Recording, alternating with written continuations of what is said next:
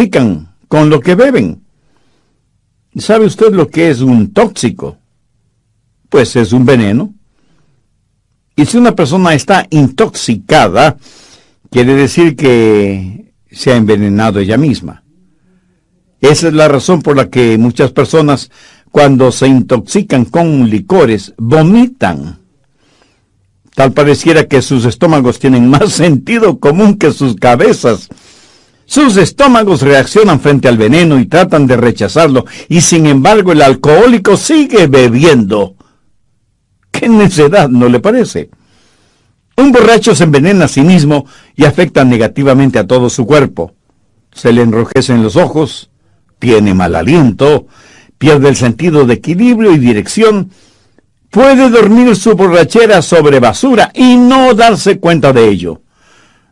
Personalmente yo no me explico cómo nadie puede defender ese vicio y decir que mientras se beba responsablemente, todo está bien.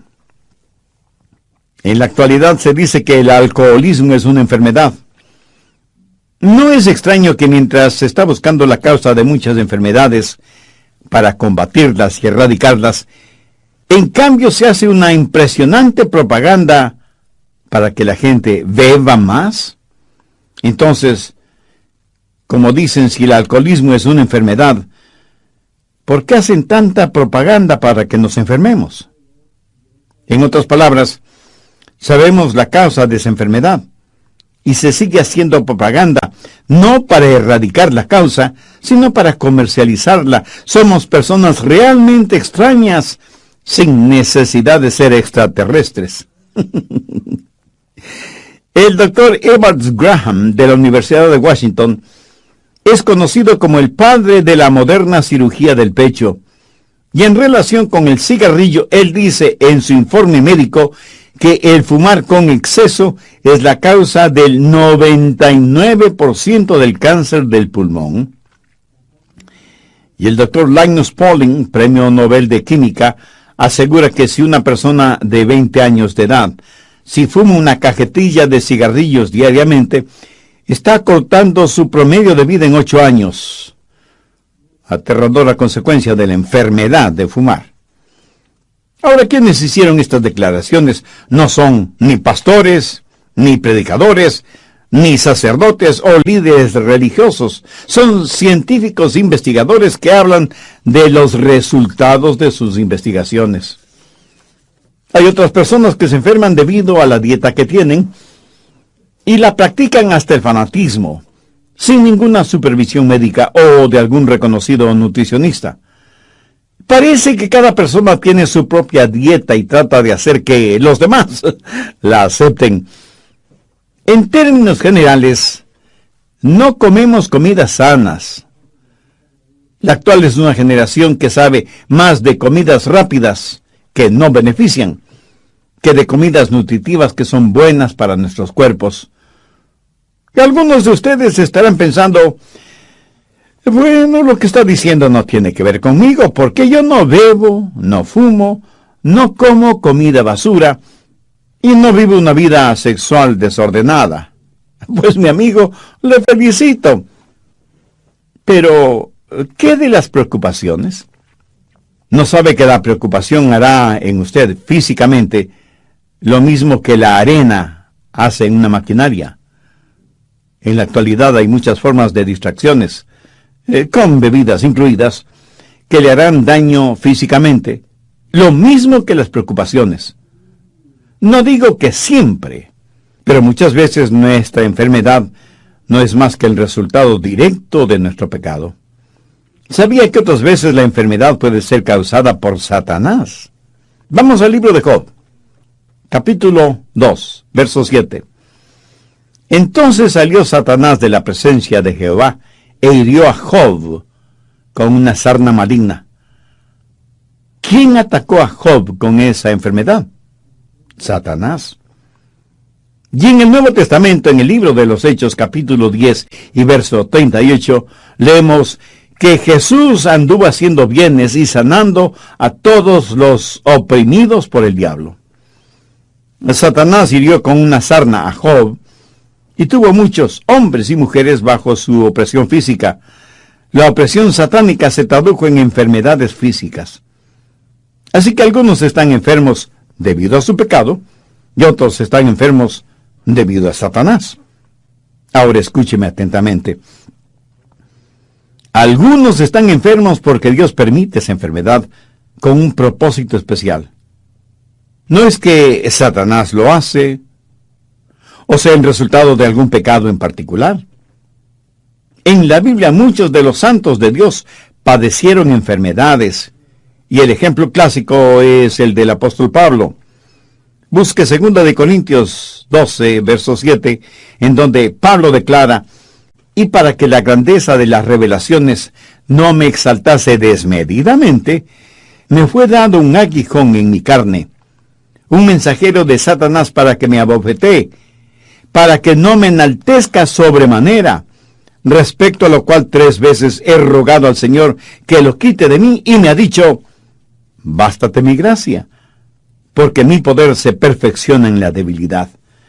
Por tanto, de buena gana me gloriaré más en mis debilidades, para que repose sobre mí el poder de Cristo. Muchos estudiosos de las Escrituras creen que el aguijón en la carne que menciona Pablo seguramente era una enfermedad en los ojos, porque el apóstol, escribiendo a los Gálatas, les dijo: porque os doy testimonio de que si hubieseis podido, os hubierais sacado a vuestros propios ojos para dármelos. ¿Por qué Pablo no fue sanado de su enfermedad? ¿Es que acaso su fe era débil? No lo creo. A lo mejor Pablo estaba fuera de la voluntad de Dios. De ninguna manera. Dios tenía un plan específico y sobresaliente para Pablo. Por un momento quiero que veamos 2 Timoteo 4:20. Aquí Pablo menciona a Trófimo, que estaba sumamente enfermo. Y el apóstol dice: Erasto se quedó en Corinto, y a Trófimo dejé en Mileto, enfermo. Pablo, el apóstol, tenía poder para realizar milagros de sanidad. ¿Piensa que Pablo dejó a Trófimo enfermo en Mileto porque no le importaba o porque la enfermedad de su compañero le era indiferente?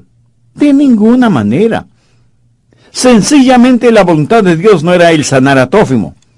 Por eso Pablo lo dejó enfermo en Mileto. Veamos ahora 1 Timoteo 5:23. Este es un consejo que Pablo le da a su hijo espiritual Timoteo. Y le dice: ya no bebas agua, sino que usa un poco de vino por causa de tu estómago y de tus frecuentes enfermedades. Timoteo es un hijo de Dios, un predicador del Evangelio y un gran siervo e hijo espiritual de Pablo. Sin embargo, Pablo no tuvo el poder para milagrosamente sanarle. Lo único que pudo hacer el apóstol fue recomendarle que ya no bebiera agua por obvias razones de contaminación y que más bien tomara un poco de vino. El agua en Israel y en la Tierra Santa, en general, tiene un alto contenido alcalínico, no muy recomendable para la buena digestión. Pablo no le está diciendo a Timoteo que se vuelva un borracho, sino que tome un poco de vino para sus enfermedades estomacales. En el Antiguo Testamento, veamos 2 de Reyes 13, verso 14. Estaba Eliseo enfermo de la enfermedad de que murió. ¿Cómo murió Eliseo, quien tuvo una doble porción del espíritu que moraba en Elías? Murió porque ya no tenía comunión con Dios, y por eso se enfermó. ¿Qué había hecho de malo? Al estudiar la Biblia descubrirá que Eliseo estaba en comunión con Dios y que aún estando en su lecho enfermo, hizo una de las más extraordinarias profecías bíblicas, y no hay ninguna indicación de que Eliseo estuvo enfermo debido a su pecado. Frecuentemente Dios tiene un propósito increíble cuando permite alguna enfermedad a sus santos. ¿Cuáles son esos propósitos de Dios en la vida de sus hijos por medio de la enfermedad?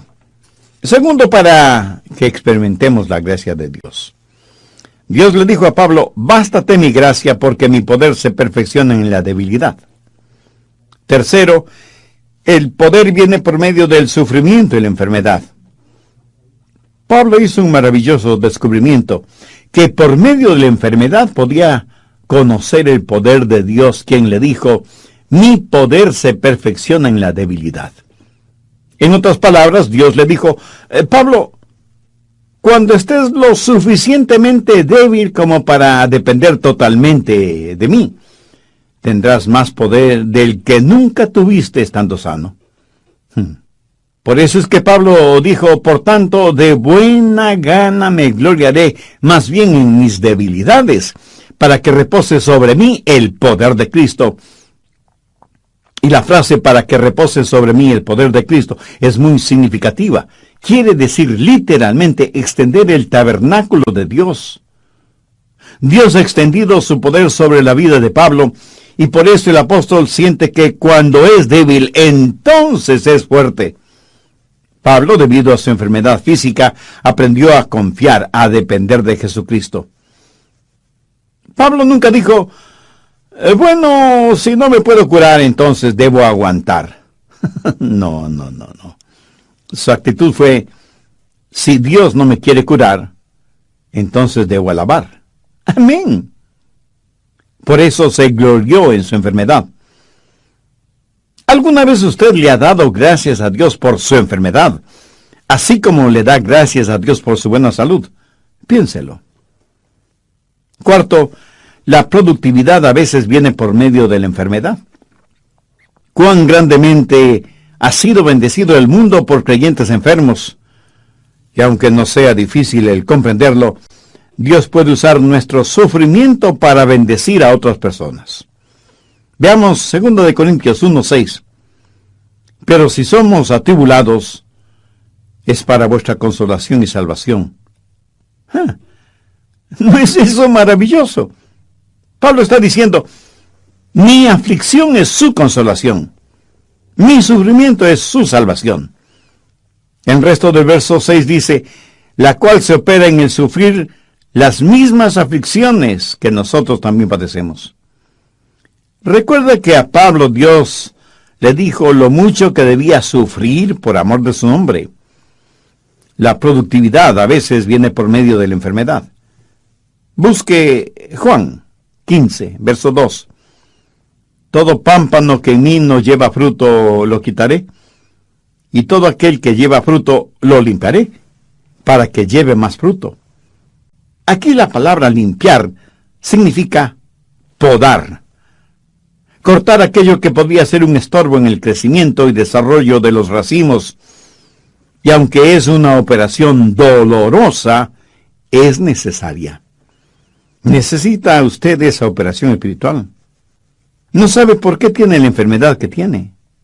Pero aún mucho más importante que esto es: ¿cuál es su relación con Dios? ¿Quién es y qué representa Cristo en su vida? Si usted tiene dudas respondiendo esas preguntas, entonces usted necesita hacer una decisión espiritual ahora mismo. Un hombre estaba visitando un huerto de manzanas y vio un árbol tan cargado de manzanas que las ramas tenían que ser apuntaladas, y le preguntó al cuidador de la huerta acerca de la productividad de ese árbol. Y el hombre le contestó: Señor, usted no lo va a creer, pero este era uno de los árboles menos productivos en la huerta, por lo que tuve que tomar medidas drásticas. Con un hacha hice una profunda incisión en el tronco del árbol, y desde entonces este árbol ha dado más manzanas que ningún otro árbol del huerto. Aprendí que cuando un árbol no tiene más que ramas y hojas, pero no da ningún fruto, la herida que le hice en el tronco sirvió para despertar a este árbol, para que diera fruto. Interesante, ¿no le parece? Quinto, la pureza llega por medio del sufrimiento y la enfermedad. Veamos 1 de Pedro 5:10. Mas el Dios de toda gracia, que nos llamó a su gloria eterna en Jesucristo, después que hayáis padecido un poco tiempo, Él mismo os perfeccione, afirme, fortalezca y establezca. ¿Alguna vez he pensado que a lo mejor sus sufrimientos son para su perfección, para su fortalecimiento, para su crecimiento espiritual? Por eso es que Pedro está diciendo lo que dijo. Mire lo que Job dijo: mas él conoce mi camino, me probará y saldré como oro. En otras palabras, Job dijo: este sufrimiento es como un crisol, en donde serán quemadas todas las impurezas. Y en el Salmo 119:67, David dijo: antes que fuera yo humillado, descarriado andaba, mas ahora guardo tu palabra. Primera de Corintios 1, verso 27. Sino que lo necio del mundo escogió Dios para avergonzar a los sabios, y lo débil del mundo escogió Dios para avergonzar a lo fuerte. De paso, permítame decir que la palabra débil en este contexto no quiere decir débil de carácter o sin fuerza física. Más bien significa estar enfermo. ¿Por qué Dios escoge a la gente enferma? La respuesta está en el verso 29. A fin de que nadie se jacte en su presencia. Ahora, ¿cuál es el propósito de todo esto? Verso 31. Para que, como está escrito, el que se gloríe en el Señor. ¿Cómo es que nuestra muerte puede traer gloria a Dios? Vayamos al Evangelio de Juan, capítulo 21, verso 19. Esto dijo dando a entender con qué muerte había de glorificar a Dios. Dios, por así decirlo, cierra la boca del diablo. El apóstol Santiago usa el ejemplo de Job. La acusación del diablo contra Job era que Job no amaba a Dios. Y la única razón por la cual Job servía a Dios es porque Dios le había sobornado. Y Satanás le dijo a Dios: Job te sirve porque eres demasiado bueno con él. ¿Qué es lo que el diablo le dijo a Eva en el jardín del Edén? Dios no es lo suficientemente bueno para ti. Mira lo que Dios no te permite tener. Pero en relación con Job, el diablo dice que Dios era demasiado bueno con Job. Y Dios respondió al diablo: tú no conoces a mi siervo Job. Él no me sirve debido a las cosas que le doy o a lo que hago por él. Lo hace porque verdadera y sinceramente me ama. Para probártelo, Satanás, te doy permiso para que le quites todo lo que tiene, pero no toques su vida. Bueno, creo que todos sabemos esa extraordinaria historia, resumida en la clásica frase de Job: he aquí, aunque él me matare, en él esperaré. Aquí Job está declarando su total y absoluta fe en Dios. Muchas personas, incluso creyentes, profesan una fe condicionada. Señor, si haces esto por mí. Dios, si me ayudas a conseguir esto o aquello. La verdad es que necesitamos una fe como la de Job, quien dijo: Señor, aunque me mates, te serviré. Eso, mi amigo, cierra la boca de Satanás. ¿No sería formidable que en nuestro contexto actual podamos decir: aunque no tengo buena salud, y aunque no tengo posesiones materiales, amo a mi Dios, y Jesucristo es real y suficiente para mí? Andrew Murray fue un gran hombre de Dios, y él escribió lo siguiente: frente a los problemas, un hijo o hija de Dios pueden decir: Dios me trajo hasta aquí, y es por su voluntad que estoy en este lugar. Él me protegerá con su amor, y me dará la fortaleza para comportarme como su hijo. Él transformará las pruebas en bendiciones, enseñándome las cosas que Él quiere que aprenda. Y finalmente, en su tiempo, Él me sacará de los problemas, como y cuando Él lo quiera. Ahora quiero que veamos algunas de las causas de las enfermedades en los hijos de Dios. No porque hayan cometido algún pecado en particular, sino porque Dios tiene un propósito mucho más importante. Sexto, la cura para la enfermedad. Santiago 5, desde el verso 13. ¿Está alguno entre vosotros afligido? Haga oración. ¿Y está alguno alegre? Cante alabanza. ¿Está alguno enfermo entre vosotros? llame a los ancianos de la iglesia y oren por él, ungiéndole con aceite en el nombre del Señor. Y la oración de fe salvará al enfermo, y el Señor lo levantará, y si hubiere cometido pecados, le serán perdonados. Aquí la palabra enfermo significa no tener ninguna fortaleza física, pero tampoco se refiere a un simple dolor de cabeza o a que le duele algún diente de la dentadura postiza. No se refiere a nada de eso. Aquí se habla de una verdadera enfermedad genuina, real, terrible. Entonces, ¿cuál es el procedimiento a seguir? Primero, llamar a los ancianos de la iglesia. Esto no necesariamente significa una persona llena de años, aunque esa es la etimología de la palabra, pero más bien se refiere a un líder en la iglesia. Anciano es una palabra usada intercambiablemente en la Biblia referente a un pastor o un obispo. Hay que llamar a los líderes espirituales en la iglesia, no simplemente a cualquier persona, no a pseudopastores o líderes, o apóstoles, o profetas, que no son más que lobos disfrazados de ovejas. Segundo, orar por el enfermo y ungirle con aceite. Así lo dice el verso 14. Oren por él ungiéndole con aceite en el nombre del Señor. Ahora, ¿qué significa ungir con aceite?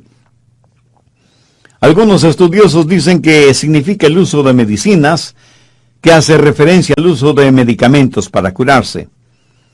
De paso, permítame decir que Dios puede usar doctores para sanar a algún enfermo. No hay nada de malo en consultar con un doctor. Lo malo es depositar la fe en ese doctor en vez de tener fe en Jesucristo. En mi opinión, el ungimiento con aceite no se refiere al uso de medicamentos.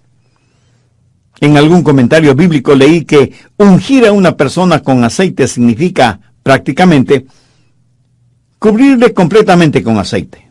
Bueno, yo no lo creo así. Eso equivaldría a tener un enfermo resbaloso. En la Biblia, el aceite fue usado como símbolo del Espíritu Santo, separando y santificando a alguna persona específicamente para la causa de Cristo. Permítame darle un ejemplo de lo que estoy diciendo. Vayamos al libro de Levítico, en el Antiguo Testamento, capítulo 8, verso 10. Y tomó Moisés el aceite de la unción, y ungió el tabernáculo y todas las cosas que estaban en él.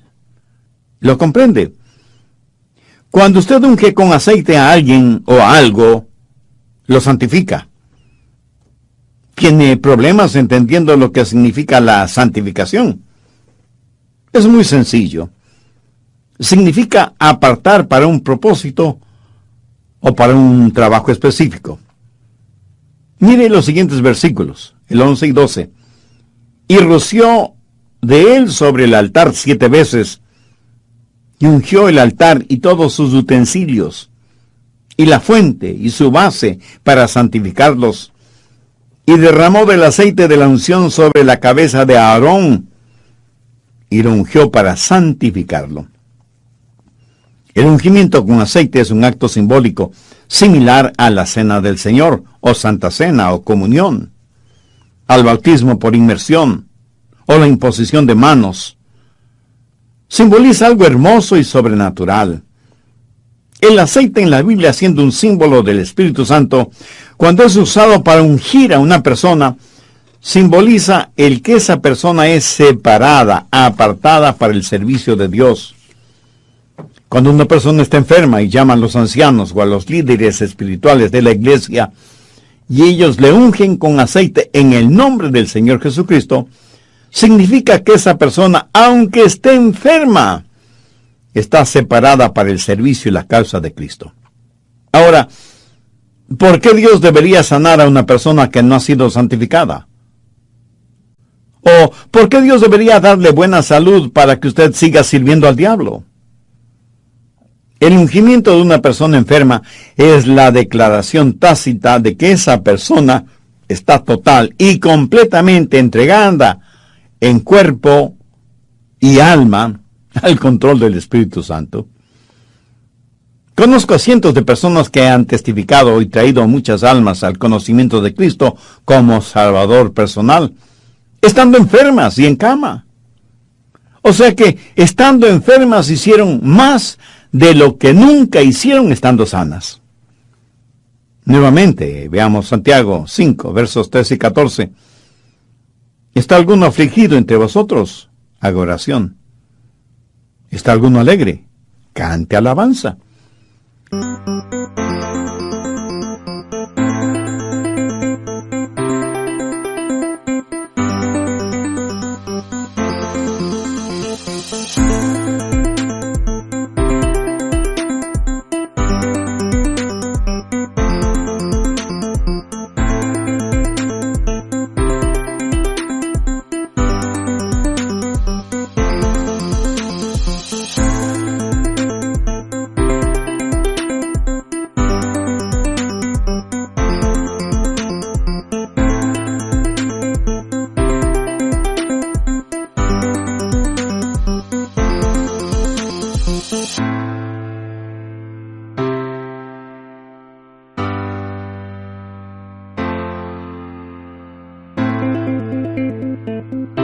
¿Está alguno enfermo entre vosotros?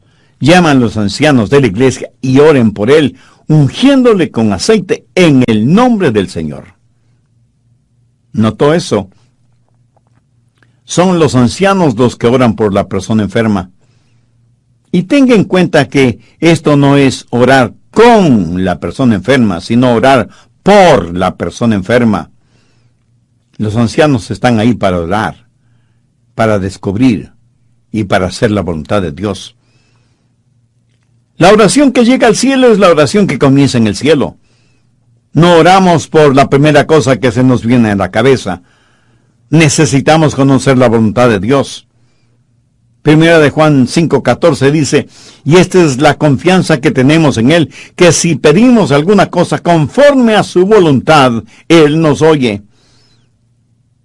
Oramos por la persona enferma para determinar la voluntad de Dios. Así que primero oramos y luego la ungimos con aceite en el nombre del Señor. ¿Y cuál es el resultado? La oración de fe salvará al enfermo. Si la voluntad de Dios es sanar a ese enfermo, Dios nos dará a nosotros la fe para orar. Ahora escúcheme atentamente, porque hay muchas personas que asisten a esas fuertemente hipnotizantes y emocionantes reuniones de sanación y milagros. Yo creo que la parte más ardiente del infierno está reservada para esos charlatanes y fraudulentos mercenarios espirituales que van por todo el mundo esquilmando a los ingenuos, diciéndoles que el poder de Dios está en ellos para sanar enfermos, cuando no son más que desvergonzados vividores que se aprovechan de la credulidad de los tontos útiles. Esos pseudoapóstoles, pastores, profetas, ministros o como se autodenominen, son una verdadera abominación a los ojos de Dios. Pero esto no invalida el poder de Dios para sanar. Yo creo en la sanidad milagrosa y sobrenatural. Yo creo que Dios me ha sanado de muchas enfermedades para que crea en su sanidad. Pero recuerde que cada cosa que Dios hace, Satanás la falsifica. Y estos pseudo sanadores que abundan en nuestro mundo actual, toman a una persona que está en una silla de ruedas o que usa muletas y les imponen las manos y dicen unas cuantas palabras misteriosas y desconocidas, y como nada sucede, declaran: hermanos, la voluntad de Dios es sanar a todos, pero esta persona no tiene suficiente fe como para ser sanada. Ahora piense conmigo por un momento. ¿Puede imaginarse lo que hará eso en una persona que no entiende la Biblia? ¿Se da cuenta del tremendo daño que hacen al ego espiritual de esa persona? No creo que haya nada más abominable que eso. Si usted estudia detenidamente este pasaje de Santiago, descubrirá que no es la fe del enfermo de la que se está hablando, sino de la oración de fe de quienes oran por él. Y en vez de decirle al enfermo, no tienes suficiente fe para ser sanado, deberían decir, yo no tengo la suficiente fe para orar por ti. ¿Qué es lo que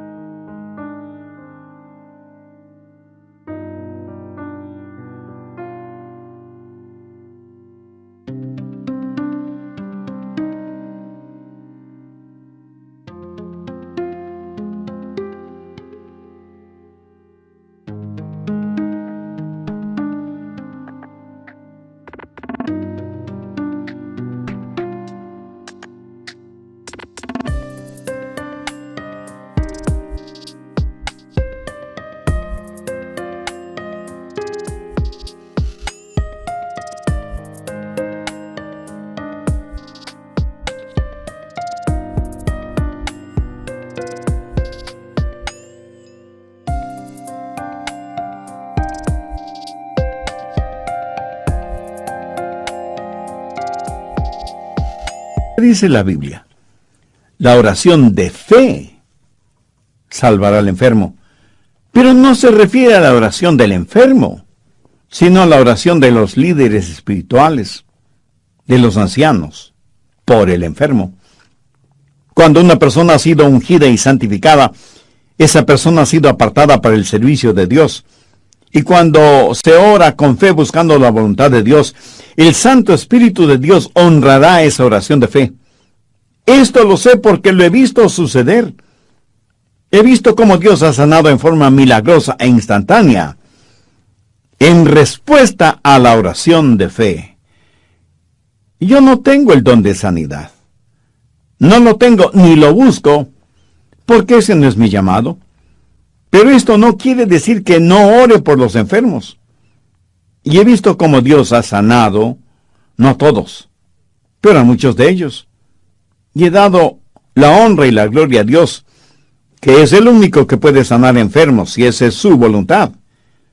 Si no lo es, no hay ningún hombre o mujer sobre esta tierra que pueda sanar a ningún enfermo, aunque diga que lo hace en el nombre de Jesús. Al respecto, busque